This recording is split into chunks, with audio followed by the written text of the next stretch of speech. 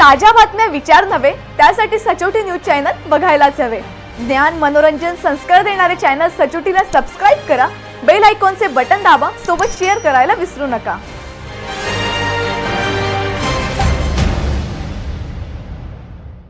जळगाव जिल्ह्यातील पाचोरा येथील तुळजाई शिक्षण मंडळमधील झालेला भ्रष्टाचार व अनागोंदी कारभार यावर या संस्थेतून निलंबित झालेल्या कर्मचाऱ्याने मांडलेली आपली व्यथा व कथा सचोटीच्या दर्शकांसाठी येथे देत आहोत। रोहित पाटील यांनी संस्थेविरुद्ध मांडलेली कैफियत ऐका। महाराष्ट्र राज्याचे मुख्यमंत्री श्री देवेंद्रजी फडणवीस साहेब, महाराष्ट्र राज्याचे शिक्षण मंत्री श्री दादाजी भुसे साहेब, पाचोरा भडगाव मतदारसंघाचे आमदार श्री किशोरप्पा पाटील, या सर्वांना माझा नमस्कार।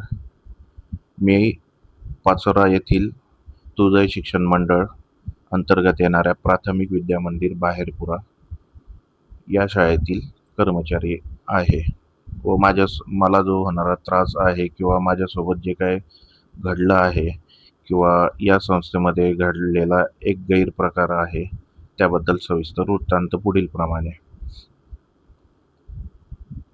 तर नमस्कार।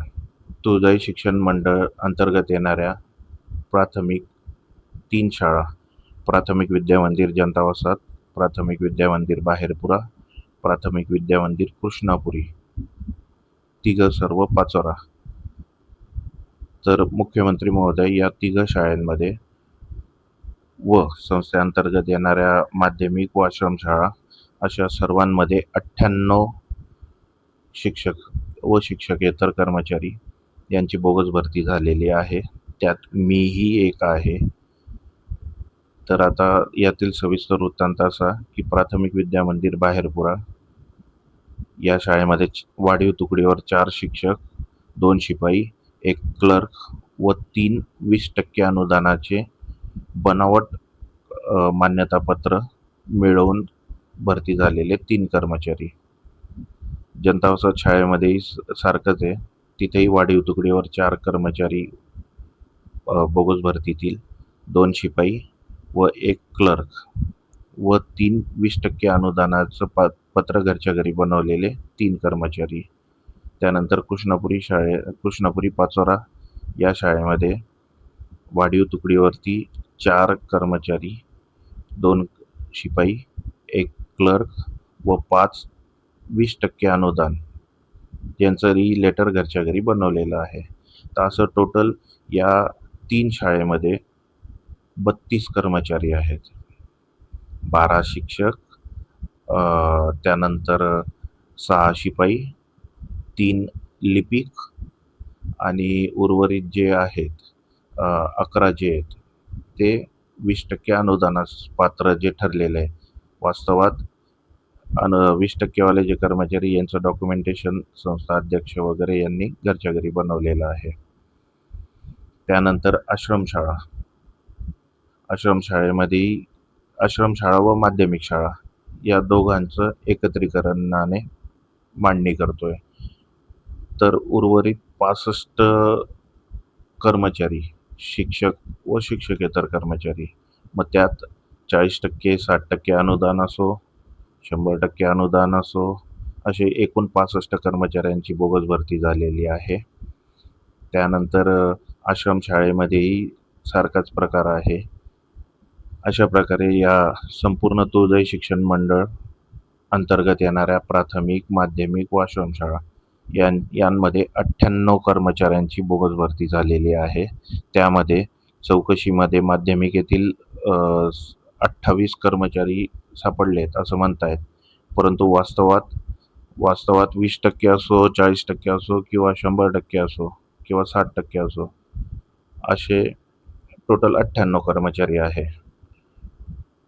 त्यानंतर या संस्थेचे या सर्व प्रकरणाला संस्था अध्यक्ष श्री DM पाटील, उपाध्यक्ष श्री निखिल दिलीप पाटील हे त्यावेळेस उपाध्यक्ष वगैरे नाही होते, परंतु या बोगस भरतीमध्ये सक्रिय सहभाग होता।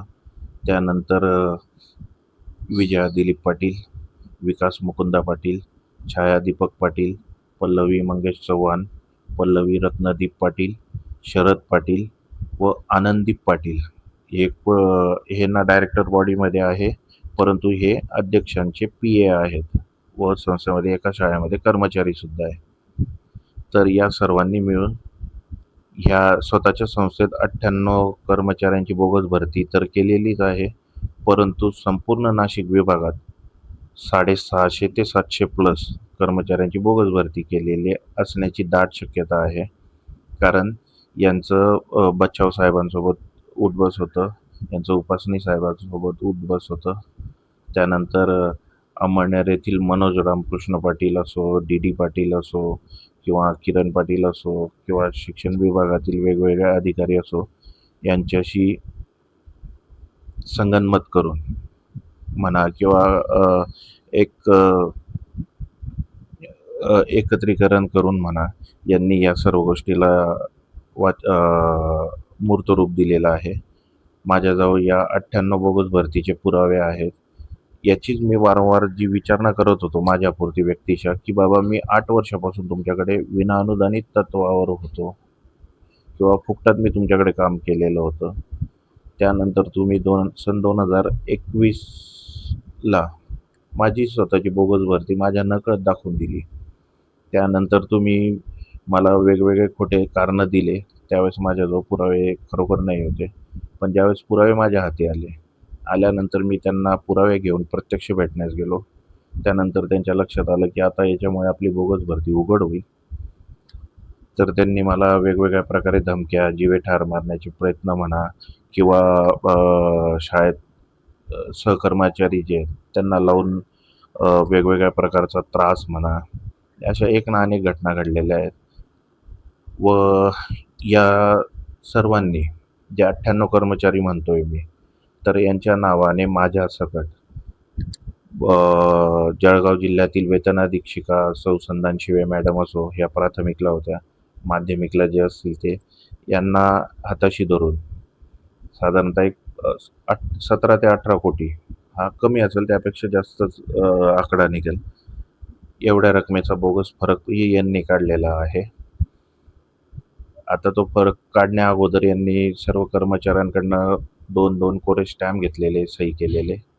त्यानंतर वेगवेगळे हातखंडे वापरून यांनी केलेले, ज्या घटना माझ्यासोबत घडल्या या सर्वांसोबत घडलेल्या आहेत. असं या गोष्टीला यांनी रूप दिलेलं आहे. त्यानंतर आता स्पेसिफिकेशन जर म्हणायचं म्हटलं आपण, तर यांचा मुलगा जो सध्याचा उपाध्यक्ष आहे, हा 2015 ते 19 हा अमेरिकेमध्ये होता. हा इंजिनिअरिंगचं शिक्षण घेतोय, जो आता सध्याला उपाध्यक्ष आहे संस्थेचा. अमेरिकेत होता, इंजिनिअरिंगचं शिक्षण घेत होता व त्याच वेळेस याच्याकडे कुठली शिक्षकाची डिग्री नव्हती, तरी याची अपॉइंटमेंट 2016ची दाखवण्यात आलेली आहे. अमेरिकेत असतानाही त्या काळातला याने फरक काढून घेतलेला आहे. त्यानंतर याच्याजवळ ना बी-एड आहे ना डी-एड आहे. तर यांनी त्याच्यावर नामी शक्कल अशी लढवली होती की MP-मधील एक कॉलेज आहे, त्या कॉलेजचं डिग्री सर्टिफिकेट कोणाचं तरी घेतलं व त्याला स्कॅन करून तिथं ह्या मुलाची इन्फॉर्मेशन भरून घरच्या घरी बनवलेलं B-एड सर्टिफिकेट व BSc सर्टिफिकेट असे जमा केलेले व शासनाची दिशाभूल त्या ठिकाणी केली आहे. सुनेच्याही बाबतीत तसंच घडलं आहे, मुलीच्याही बाबतीत तसंच घडलं आहे. मुळात हे तिघं लोक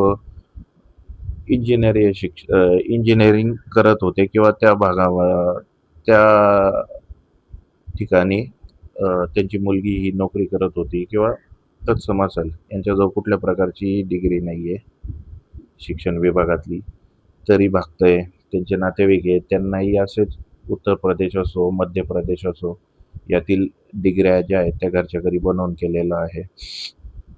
अशा एकूण यांनी 650, माझा मत आहे याच्यापेक्षा जास्तच केलेलं आहे यांनी. व याला सर्व अभयचे ते शिक्षण विभागातील काही अधिकारी जे ते अक्षरशः ह्या व्यक्तीला घाबरतात, याच्या विरुद्ध आवाज उचलतही नाही किंवा हा जसं म्हणाल संस्था अध्यक्ष DM पाटील त्या पद्धतीने नाचतात. अशा एक ना अनेक प्रकारचे आहेत. त्यानंतर शिक्षण विभाग जो आहे, मी वैयक्तिक मला न्याय मिळावा यासाठी मी माहिती मिळवण्यास गेलो माझ्या नावाची. तर शिक्षण विभागातील जे काही अधिकारी आहेत ते प्रथमतः माहिती अधिकार जो आहे मी देत होतो तो घेण्यास यांनी स्पष्ट नकार दिला. परंतु घेतल्यानंतर मी यांना सांगितलं की मला एक अर्जंट कामासाठी लागतोय. त्यांनी जी माहिती माझ्याजवळ आहे, ज्याच्याने भरती सिद्ध होते की ही बोगस भरती झालेली आहे, तर ती माहिती देण्यास हे टाळाटाळ करतायत. कारण की जी माहिती आहे ती संबंध व्यक्तीच्या नावाने माझ्यापर्यंत पोहोचलेली होती. परत यानंतरचं माझं निवेदन जे असणार आहे ते श्री किशोरप्पा पाटील यांना असणार आहे. आप्पासाहेब, या व्यक्तीबद्दल आपणास कल्पना तर असेलच की या व्यक्तीने गेले 25-30 वर्ष समाजातील असंख्य असं तरुणांचा नोकरीला लावतो, यामुळे किती तरुणांचा याने घात केलेला आहे. व आपणास हेही माहीत असेल की पाचोरा भडगाव तालुक्यातील प्रत्येक खेडेगावात 1 ते 3 तरुण हे याच्यापासून पीडित असतील किंवा नाडले गेलेले असतील. कोणी घर विकलंय, कोणी जमीन विकली आहे, कोणी जमिनी त्याच्या नावावर करून दिलेल्या आहेत किंवा कोणी दागदागिने विकलेले आहेत. व आज त्यांच्या पदरी काय 10-10, 12-12 वर्ष फुकटात काम करून ते आज लोक अक्षरशः घरीही चालले गेलेले आहेत.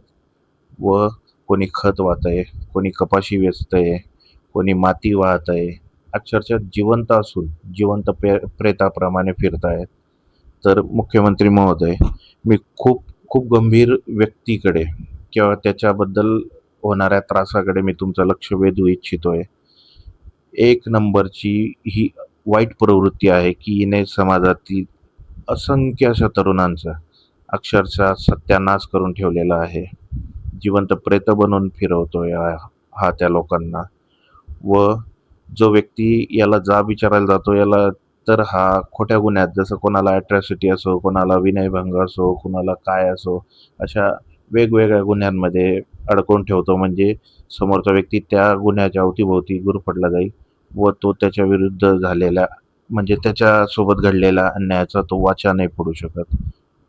तर मी अंतर्मनाने कथन करतोय आपणा तिन्ही लोकांजवळ की महोदय, ह्या वाईट प्रवृत्तीला कुठंतरी आपण सर्वांनी मिळून थांबवलं पाहिजे. कारण की हा समाजासाठी घातक असा स्वरूपाचा व्यक्ती आहे की हा निव्वळ एका मुलालाच बर्बाद नाही करत, तर हा त्या मुलावरती अवलंबून असलेली त्याची पत्नी असो, त्याचे मुलं असो, त्याचे आईवडील असो, हा एका व्यक्तीला जिवंत प्रेत नाही बनवत, तर हा अक्षरशः घरातील 6-7 सदस्यांना जिवंतपणे मारून टाकतो किंवा मरण यातना देतोय.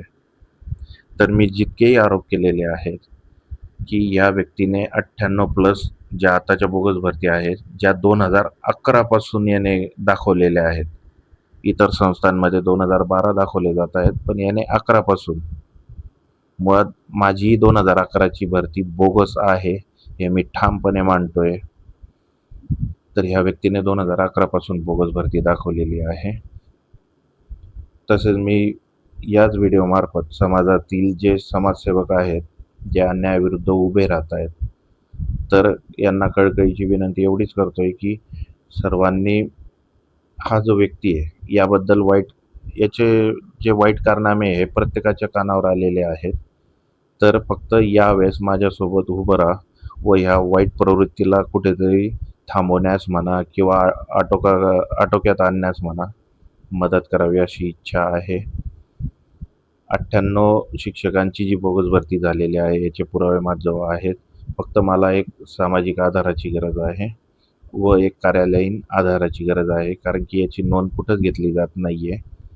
यामध्ये हेही होणार आहे की मी प्रत्यक्ष समोर येतोय, परंतु मलाच गुन्हेगार ठरवलं जाणार आहे की तुझी बोगस भरती झालेली म्हणजे मी शांत झालो म्हणजे त्याच्यापर्यंत हात नाही पोचू शकत. परंतु असं ना घडो एवढंच कुठेतरी माझ्या मनामध्ये आहे. तर माझा कॉन्टॅक्ट नंबर आहे 9699732828. परत एकदा सांगतोय 9699732828. ह्या व्यक्तीने बोगस भरती किंवा बोगस भरतीचं जे काय रॅकेट आहे यामार्फत कमीत कमी 100 कोटीच्या पुढे कमाई केलेली आहे व ती कशा पद्धतीने लपवलेली आहे, कशा प्रकारे त्याने विल्हेवाट केलेली आहे. त्यानंतर एक महत्त्वाचा मुद्दा, की या व्यक्तीने शाळेतील वेगवेगळ्या शाळांमधील याच्याच संस्थेमधील विद्यार्थी हे बेपत्ता केलेले आहेत याचेही पुरावे माझ्याजवळ आहे. त्या विद्यार्थ्यांसोबत अघटित असं घडलेलं आहे. ते कसं घडलेलं आहे याबद्दलही मी पुरावे देणार आहे. फक्त त्या बाबतीत सखोल आणि निष्पक्षपणे अशी चौकशी जर झाली तर जे विद्यार्थी बेपत्ता ह्या संस्था अध्यक्ष असो किंवा डायरेक्टर बॉडीतील सदस्य असो यांनी त्या विद्यार्थ्यांसोबत जो काही घातपात केलेला आहे तर त्यालाही मला वाचा फोडायची आहे. जेही मी आरोप केलेले आहे श्री DM पाटील असो, त्यांचे चिरंजीव असो किंवा डायरेक्टर बॉडीमधील सर्व सदस्य असो, एकनेक आरोप खरा आहे. फक्त याला वाचा फोडण्यासाठी मला अजून व्यक्तींची गरज आहे की जे व्यक्ती मला कार्यालयीन सपोर्ट असो किंवा या वाईट प्रवृत्ती विरुद्ध लढण्यासाठी बळ देतील. तर मी निश्चित या व्यक्तीचं पूर्ण काळे धंदे असो किंवा काळे कारनामे असो, गैरकृत्य असो सर्व उघड करून देईल. धन्यवाद. परत मुख्यमंत्री महोदय, या व्हिडिओची आपण दखल घ्याल. पाचोऱ्यातील आमदार श्री किशोरप्पा पाटील आपणही दखल घ्याल व शिक्षण मंत्री साहेब आपणही दखल घ्याल एवढीच अपेक्षा ठेवतो. धन्यवाद.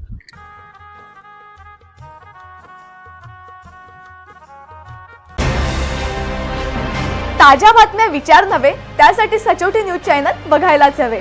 ज्ञान, मनोरंजन, संस्कार देणारे चॅनल सचोटीला सबस्क्राईब करा. बेल आयकॉनचे बटन दाबा. सोबत शेअर करायला विसरू नका.